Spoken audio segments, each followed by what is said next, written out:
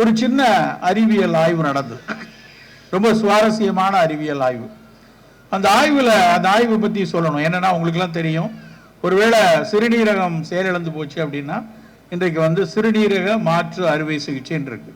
யாரோ ஒரு நல்ல உடலில் இருக்கக்கூடிய தன்னுடைய குடும்பத்தார் ஒருத்தர் சிறுநீரகத்தை கொடுத்தாங்கன்னா அதை மாற்றி வைத்து ஒரு 20 ஆண்டுகள் வரைக்கும் உயிர் வாழ்வதற்கான, 20 ஆண்டுகளுக்கு மேலாக உயிர் வாழ்வதற்கான சாத்தியத்தை நவீன மருத்துவ உலகம் கொடுத்திருக்கிறது. இப்போ சிறுநீரகம் மட்டுமல்ல, கல்லீரலில் வந்துருச்சு, இதய மாற்று வந்திருக்கு, நுரையீரல் மொத்தமாக மாற்றக்கூடிய அறுவை சிகிச்சைகள்லாம். இது மாதிரி ஒரு உறுப்புகள் செயலிழந்த அப்புறம் இன்னொரு உறுப்புகளை மாற்றக்கூடிய அறுவை சிகிச்சைகள் உலகமெங்கும் வெற்றிகரமாக நடந்து கொண்டே இருக்குது. அதே மாதிரி வயிற்றுக்குள்ள குடல் சார்ந்த நோய்கள்ல ஒன்று இரிட்டபிள் பவல் சிண்ட்ரோம், இன்னொன்று இன்ஃப்ளமேட்டரி பவல் டிசீஸ் அல்லது கிரான்ஸ் டிசீஸ் அப்படிம்பாங்க. அதாவது குடலுக்குள்ள நோய் எதிர்ப்பாற்றல் தன்னைத்தானே அதிகமாக இருந்து சீரணம் சரியாக இல்லாமல் சாப்பிட்ட உணவு உடனடியாக சாப்பிட்ட உடனே மோஷன் போறது அல்லது மலத்தோடு சேர்ந்து சீரம் ரத்தம் போய்கொண்டே இருப்பது, உடல் மெலிந்து கொண்டே இருப்பது, எந்த உணவு சாப்பிட்டாலும் ஒரு நாளைக்கு 7 தடவை 8 தடவை இது மாதிரி மலம் கழிப்பதனால வலுவற்று போயிருப்பதை ஓரிரு நோய்கள்ல ஓரிரு நோய் கணிப்பில் சொல்றாங்க.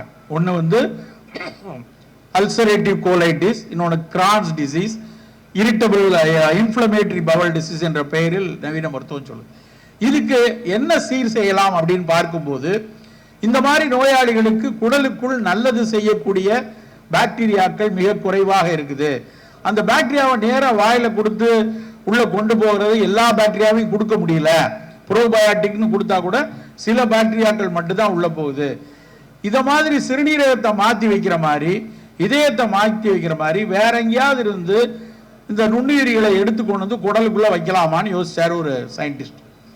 இந்த ஆய்வில் என்ன பண்ணாங்க அப்படின்னா, நல்ல உடல் வலுவாக இருக்கிற ஆரோக்கியமாக இருக்கிற இன்னொரு நபரிடம் இருந்து இந்த பாக்டீரியாவை எடுத்து வைக்கணும். எப்படி எடுப்பது?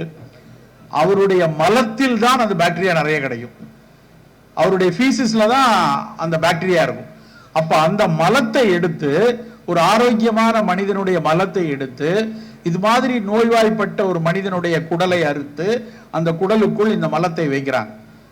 எதிர்பார்த்த மாதிரியே அந்த பாக்டீரியாக்கள் நிறைய நல்லது அவருக்கு அந்த நோயினுடைய தீவிரம் குறைவதை கண்டுபிடிக்கிறாங்க.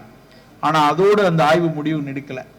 என்ன தெரிய வந்தது அப்படின்னா, யாருடைய மலத்தை எடுத்து கொண்டு இவர் வயிற்றுக்குள்ள வச்சாங்களோ அந்த நபர் மாதிரியே இவர் பிஹேவ் பண்ண ஆரம்பிச்சிட்டார்.